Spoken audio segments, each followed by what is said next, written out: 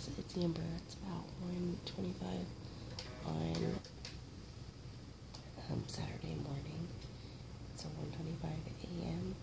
And I know I said I'd give you guys an update yesterday after the C-section, but I just didn't feel like doing an update. So since I'm awake right now, I thought I'd go ahead and try and do one.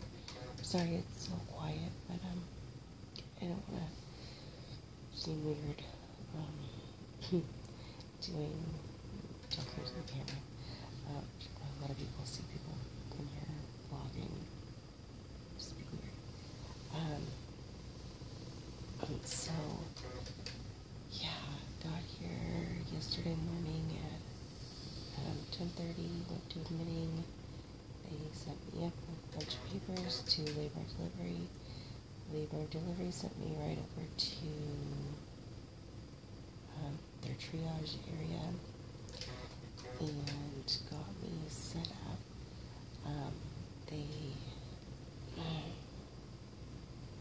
What did they do first?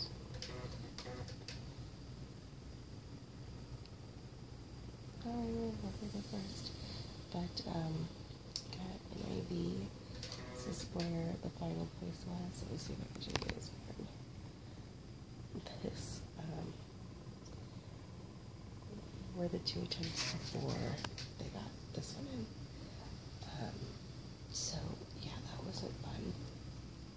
But she finally got it, and it's not painful. I mean, I can move my hand, and everything seems pretty good. So that's good. And then they hooked me up to the fetal monitor, and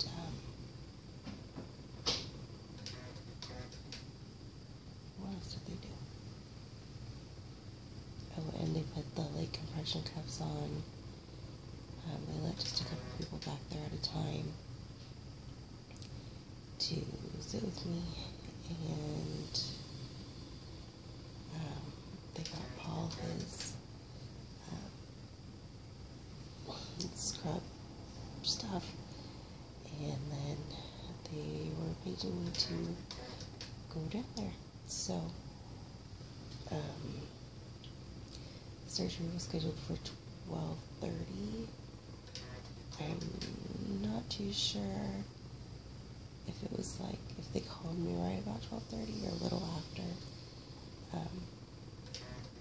But I went down there, and they had the anesthesiologist come in, and he was doing a spinal, had a heck of a time getting the spinal in. I think he tried 6+ times with different size needles, different lengths.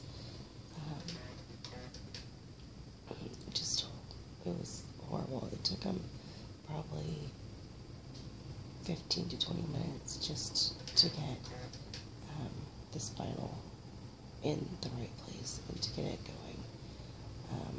They had to, have you lean over and kind of crouch down to push out your back, and then that didn't work after, 4 or 5 times. So then they got a step stool and put it under my feet, and had me do that, and that didn't work the first time. So then he said, because I have a form of spina bifida, he said he thinks I also have a little bit of scoliosis. So he tried it whatever way he could do with scoliosis, and that was how he was finally able to get it. But I think he tried in between 3 different vertebrae 2 to 3 times each. So yeah, I'm not looking forward to seeing what my back looks like, because I'm feeling it's going to be bursts in my arms. And I saw his hands, and they were just like, his gloves had blood all over him from trying to get it in.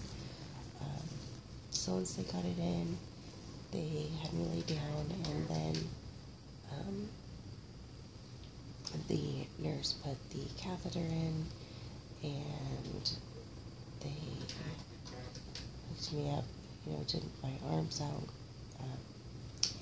strapped me down, put on the blood pressure cuff,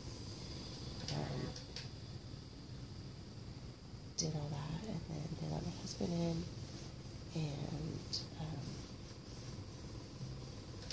got started. They had told everybody waiting to it would be about 30 minutes, and then they just kind of keep an eye out, and that's when they would be bringing the baby to either the nursery or the NICU. So, seeing as how it took like 15 to 20 minutes for them just to get the spinal lock in, they were kind of worried that something was going on, and my husband was sitting out in the area next to the OR, and we just waited. And he's like, yeah, I had a feeling something was going on in there. So yeah, they finally got him in there, put up the screen and everything, and then started going to work. They had to tilt me to the side. I don't know if she was tilted in there or what, but they tilted the bed up on, so it was on its left side. And then they, I could feel the pushing, and they got her out, and she started crying and screaming, and it was just the most amazing, beautiful sound. And then how they had the sheet, it was kind of blocked over on my side view. It was like straight in front of me, and then there was a piece sticking out that was blocking my view to the warmer. So yeah, they had Paul go over because he was taking pictures, and they let him cut the cord, and so we got pictures of that. I was like yelling, get pictures. And she was screaming, and they bundled her up, and then they were like, well, we're going to show Mom real quick before we get something. We're going to do something. But they were like, we'll show her to Mom real quick. And so they brought her up, and they put her on my chest by my head, and I was able to give her kisses and to talk to her.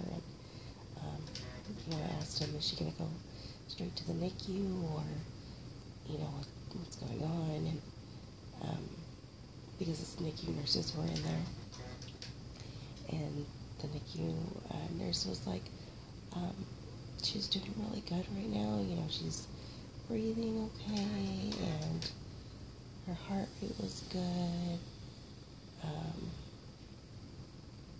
So they were going to take her to the general nursery and get her cleaned up and evaluated more there, and then see what would happen. So at that point it sounded good. It sounded like she was doing good and was going to be able to not have to go to the NICU at all.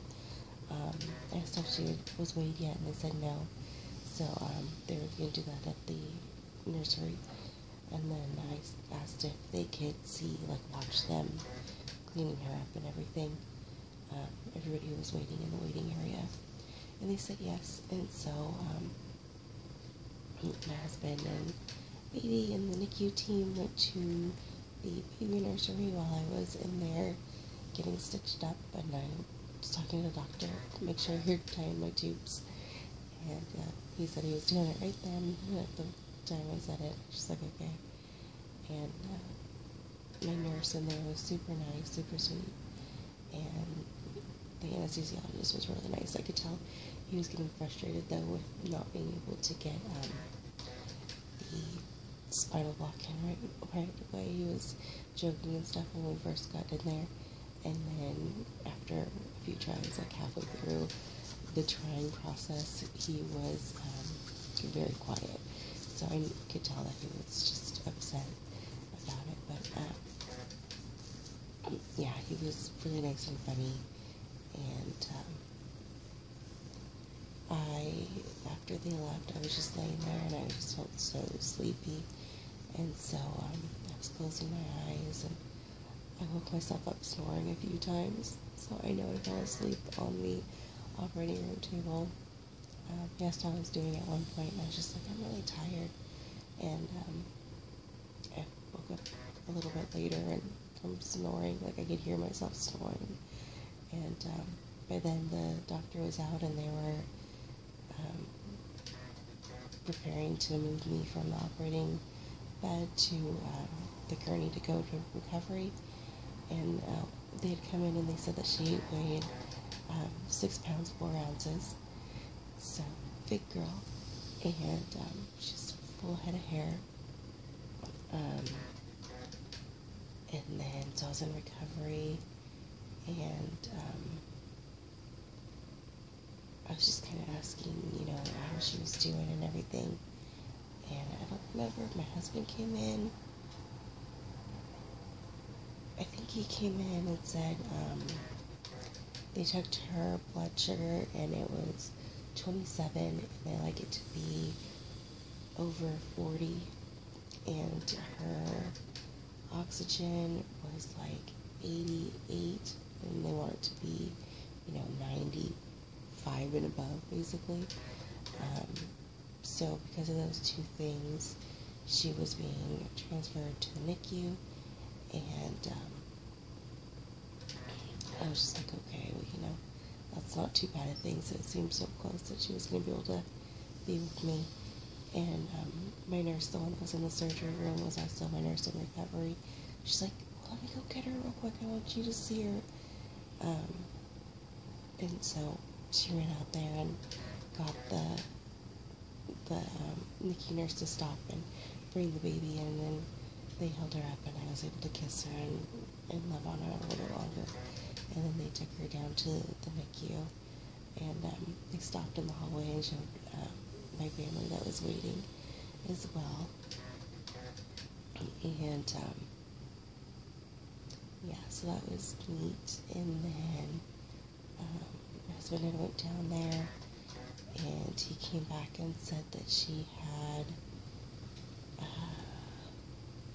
she was on a cannula, on oxygen, and they had just done blood test, and she has veins like mine, because it took them 3 times to get an IV in her arm, and they were giving her sugar water through the IV, and stuff to bring up her levels, and they were going to do a chest x-ray, just because they heard a little bit of gurgling, and they thought maybe it's fluid in her lungs. So they had just done all that, and he came up with me and sat in recovery with me for a while, and then my mom sat in the recovery area, and then she said, well, you know, we know what's going on, so we're going to go eat.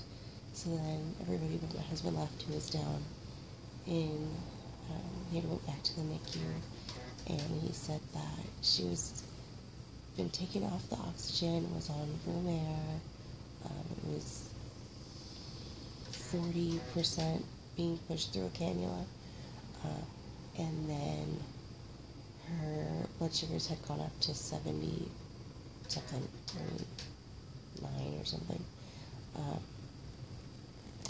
and just 6 pounds 4 ounces and 18 3/4 inches long. And they did the chest x-ray, and I think he said her left lung had some really light grayish spots, which is from the fluid, and they weren't really messing with her a whole lot. They were just letting her kind of relax and just work on getting her breathing better. And yeah, so he stayed with me until we got to the room, and then he went back and checked on her, and they had dropped the cannula pressure down to 20, I think, and they got her blood type back, and she's A positive, and I think it was see all it change. And so they had got me in the room and got me moved to the bed and all set up, and then he left to go eat with them. And then Katie came up. She didn't want to come to me. She did okay seeing me. She didn't really cry. She was just being really shy. And they tried to go and see her in the NICU, but my husband wasn't here yet. And I'll tell you in a minute, but yeah, they needed somebody with the wristband to go in, and then they could have unhooked her and brought her to the window so Katie could have seen her. But we showed her pictures, and yeah, she did good. They stayed for a little bit, and then my mom took them home, and Paul came back up here, and then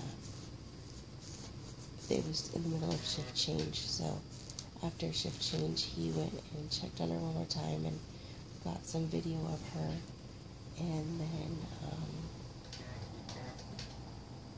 yeah, that was pretty much it. And he came back and just said bye to me, and he went and picked up the baby because she's getting tired, and, yeah, he went home, and I Skyped with her for a little bit. She started crying, and you could just tell she was tired, like she had a long day too, and, yeah, so, that was the last update I had, is that everything was the same, like she was on still the cannula at 20, her blood sugars were doing good, her body temperature was fine, she's in an open isolate, and she has the IV, and they have another tube going into her lungs to help with the air coming back out of them, and they said tomorrow that I could hold her, so I'm hoping to be able to get up and walk, because I'm currently on like stay flat bed rest because of the number of times he poked into my spinal cord. They're afraid that I'm going to end up with a spinal headache, so they really don't want me moving and sitting up pretty much at all. So I've just been reclining in the bed trying to pump. Has been interesting. When my husband was here, I pumped, and then I would hand express, and he would use a syringe and get some out. So I got a little bit out for her, and they said they would put it in her, on her tongue, and stuff. So yeah, that's pretty much the update. She's here, and she's doing good. Just a few little problems. They don't know how long she'll be in the NICU, and I think that's pretty much it. I'm waiting to pass gas so I can eat tomorrow. I can't eat until I do, so I'm really hoping I pass gas pretty soon. They have the wonderful IV machine going. I'm on Pitocin right now. They said 10 hours of Pitocin.